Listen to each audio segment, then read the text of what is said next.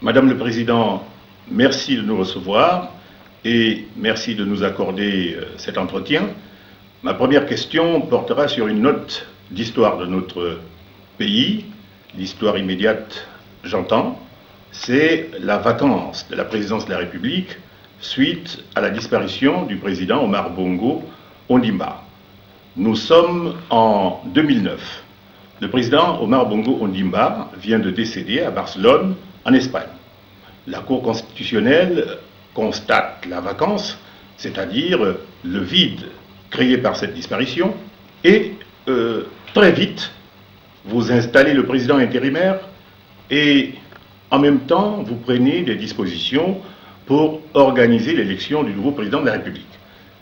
Madame le Président, racontez-nous un peu tout cela en détail, où, comment et quand avez-vous pris la première décision pour gérer l'après Omar Bongo Ondimba? Effectivement, vous qualifiez la transition de grand moment.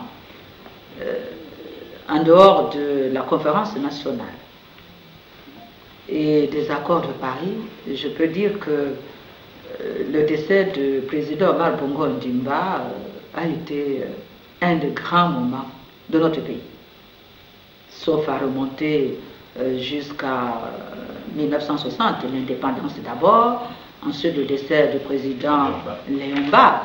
Mais le décès du président Léomba, les dispositions constitutionnelles étaient telles qu'il n'y avait pas péril à la demeure, puisque le président Léomba, dans sa sagesse, avait déjà prévu qu'en cas de décès du président de la République en exercice, le vice-président élu en même temps que lui succédait au président décédé. Donc il n'y avait pas de vacance de pouvoir en tant que tel au décès du président Léomba. En 2009, il y a eu effectivement vacance de pouvoir à la présidence de la République. Suite au décès du président Omar Bongo Ondimba, la Constitution, les dispositions constitutionnelles prévoyaient tout simplement que, en cas de vacance de la présidence de la République ou d'empêchement définitif, le président du Sénat assure l'intérim. Si le président du Sénat n'est pas disponible, le vice-président du Sénat. Sans plus. Aucun texte d'application. Aucun texte d'application.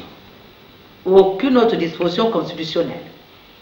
Alors, vous vous rendez compte, après 42 ans de pouvoir, le président Omar Bongo Ondimba disparaît et il décède le 8 juin à Barcelone.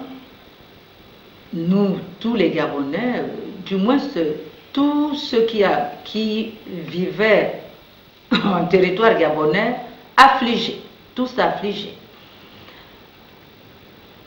y compris les membres de la Cour constitutionnelle qui sont aussi des Gabonais. Il a fallu que le président de l'institution que je suis, il est très difficile de parler de soi, mais comme il s'agit de l'histoire et que vous me posez la question, pour l'histoire, il faudrait qu'on essaie de répondre à votre question. Le président de l'institution, le lendemain matin, dès 7h30, va appeler, joindre au téléphone ses collègues, les 8 autres membres de la Cour constitutionnelle, leur demandant d'être à la Cour dès 8h30. On se retrouve dans notre salle de délibération et nous échangeons sur la question, sur ce vide institutionnel. Et le président de la Cour va leur rappeler ses dispositions constitutionnelles et va amener ses collègues à se pencher sur la situation créée par le décès du président Omar Bongo Ondimba. Mais alors, nous allons passer toute la journée, de 8h30 à 23h30, à organiser l'après Omar Bongo Ondimba. Il fallait d'abord relire les dispositions constitutionnelles. Ce que nous avons fait en une fraction de seconde, nous comprenons que ces dispositions sont lacunaires.